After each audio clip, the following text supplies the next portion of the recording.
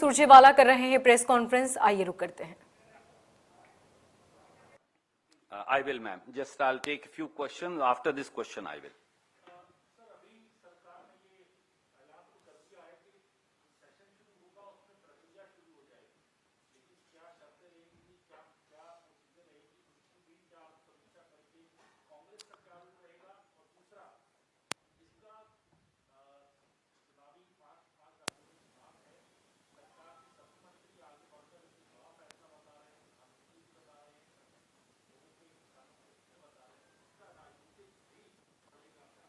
आदरणीय मित्र, आप पहले किसी की जान निकाल लीजिए और जब उसके आखिरी सांस आ रहा हो तो फिर उसे कहिए, अच्छा अब मैं तुम्हें जीवन दान देता हूं, और फिर कहें कि हमने तो नया जीवन निर्माण कर दिया। ये इसी प्रकार से इस देश के अन्नदाता को यातना किसने दी? इस देश के अन्नदाता को 62 करोड़ किसानों और मजदूरों को एक साल से आंदोलन की राह पर खड़ा किसने कर रखा है? मोदी जी ने। इस देश का गरीब किसान और मजदूर तिल तिल कर क्यों मर रहा है? मोदी जी के इन काले कानूनों के अहंकार के चलते।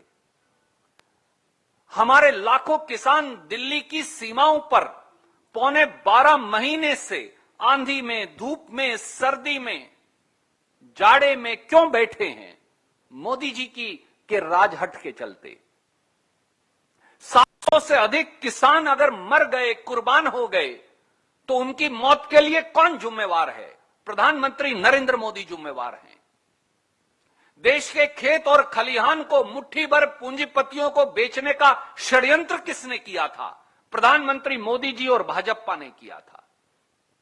शर्म आनी चाहिए उन सारे मंत्रियों को जो आज श्रेय ले रहे हैं।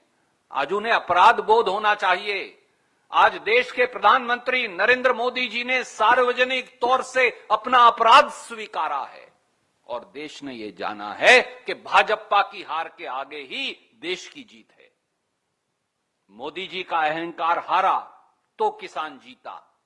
भाजपा का किसान के खेत और खलिहान के विरोध षड्यंत्र टूटा तो किसान जीता। मोदी जी और भाजपा के पूंजीपति मित्र जब खेत और खलिहान को नहीं खरीद पाए तो किसान जीता। जब अहिंसा और अनुशासन और संगठन किसान का जीता तो किसान जीता। जब गांधीवादी आंदोलन जीता तो किसान जीता। वो लोग जो किसान को आतंकी, उग्रवादी, अलगाववादी, गुंडे, मवाली, बदमाश, आंदोलनजीवी कहते थे समेत प्रधानमंत्री जी के, आज जब उनको अपने शब्द वापस लेने पड़े तो किसान जीता। तो ये श्रेय लेने का दिन नहीं। आज उन्होंने अपराध स्वीकार किया है और अब उस अपराध की सजा देश की जनता उनको देगी। यस।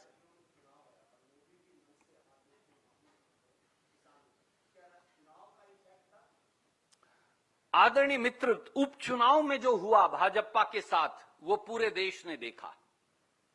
जिस प्रकार से इन काले कानूनों के बाद पूरे देश में जब उपचुनाव हुए तो एक करारी हार का सामना भारतीय जनता पार्टी को करना पड़ा। जिस प्रकार से भाजपा के नेताओं को उत्तर प्रदेश हो, पंजाब हो और बाकी हमारे 3 राज्य और हो, वहां हार का मुंह साफ दिख रहा है, तो उन्हें लगा, घबराहट हुई। किसान के ड्योढ़ी पर झुकने को, उन्हें प्रजातंत्र में वोट सबसे बड़ी चीज है और उस वोट की ताकत ने भारतीय जनता पार्टी और मोदी जी को यह एहसास करवा दिया कि या तो अब भी अपने षड्यंत्र को वापस ले लीजिए, वरना जनता आपको बाहर का रास्ता दिखाएगी। और उस भय और डर से उन्हें अपने कदम आखिर में 1 साल के राजहट के बाद वापस लेने पड़े। इसीलिए मैंने कहा कि भाजपा की हार के आगे ही किसान और देश की जीत है। सर, क्या है कि राकेश टिकैत ने कहा है कि इंतजार करेंगे संसद सत्र का जब कानूनों को वापस लिया जाए, लेकिन एमएसपी को लेकर उन्होंने एक विकल्प खुला रखा है। कांग्रेस पार्टी का क्या रुख होगा? क्या आप लोग भी कानूनी गारंटी मांगेंगे एमएसपी पर? क्योंकि उनकी तरफ से अब तक साफ नहीं किया गया राकेश टिकैत की तरफ। आदरणीय साथी, मैं ये पूछता हूं मोदी जी से आज इस मंच से और देश के किसान की ओर से, और खुद एक किसान हूं इस नाते, मोदी जी, अगर सीबीआई और ईडी के डायरेक्टर का टेन्योर ऑर्डिनेंस से अध्यादेश से आ सकता है, तो 3 काले कानून अध्यादेश से क्यों खत्म नहीं किए जा सकते? उसके लिए संसद के सत्र की इंतजार करने की जरूरत क्या है? क्या भारतीय जनता पार्टी इसमें भी गोलमाल करने वाली है? अगर आप सीबीआई और ईडी के डायरेक्टर का समय बढ़ाने के लिए 14 दिन इंतजार नहीं कर सकते, आप अध्यादेश ले आए। आप अगर किसान का उचित मुआवजा कानून खत्म करना हो तो संसद के सत्र का इंतजार नहीं कर सकते, अध्यादेश ले आते हैं। अगर किसान की खेती पर जीएसटी लगाना हो तो अध्यादेश से ले आते हैं। तो फिर इन काले कानूनों को अध्यादेश से क्यों खत्म नहीं किया जा सकता? सरकार चाहे तो आज अभी मंत्रिमंडल की बैठक बुलाए और खत्म कर दे। ये खेल क्या है मोदी जी?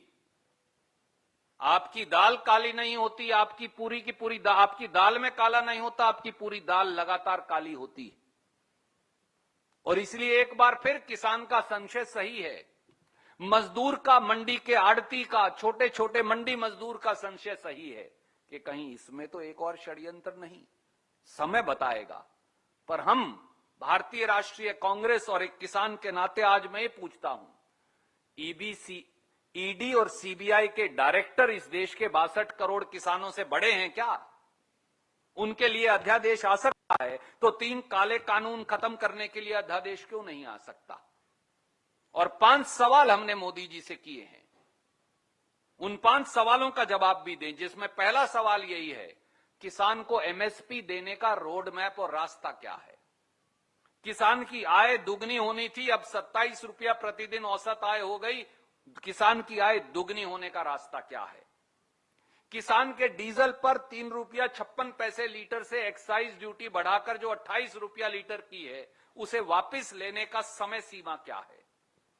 किसान की खेती पर जो जीएसटी टैक्स मोदी जी ने लगाया है, खाद पर, बीज पर, कीटनाशक दवाई पर, ट्रैक्टर पर, उसे वापस लेने की समय सीमा क्या है? और किसान की कर्ज मुक्ति की मंशा क्या है? इनका हाथों हाथ जवाब भी दे दें। Any other questions?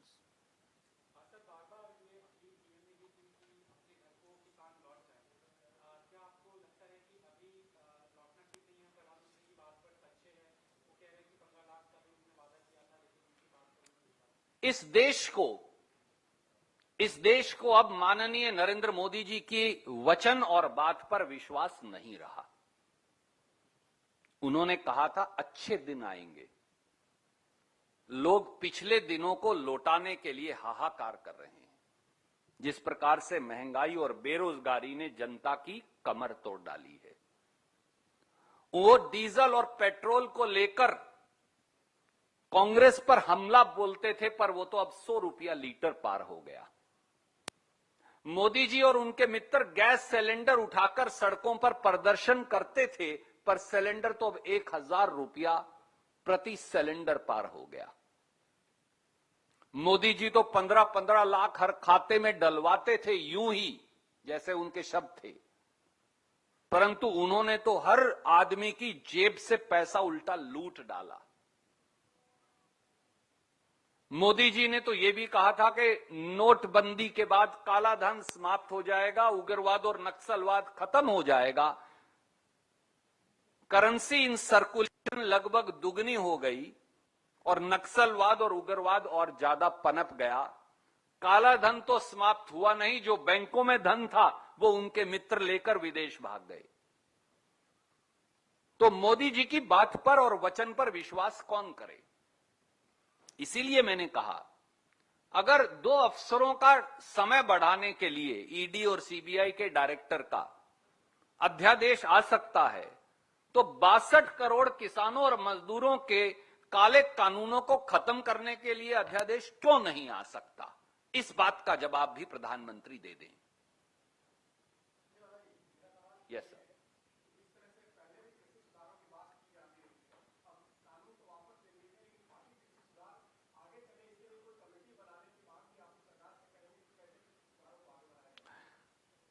देखिए, कृषि, पहले तो ये जान लीजिए कि कृषि एक प्रांतीय सब्जेक्ट है, केंद्र का विषय नहीं।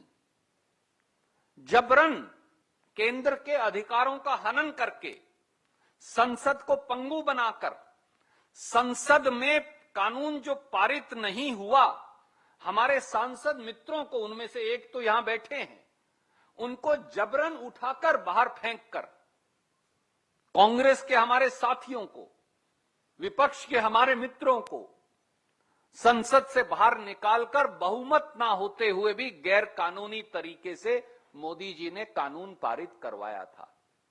जब तक सब प्रांतों की राय ना हो, कृषि में सुधार होना चाहिए, यह सच है, पर उस सुधार की शुरुआत मोदी जी को अपने अंदर झांक कर करनी पड़ेगी।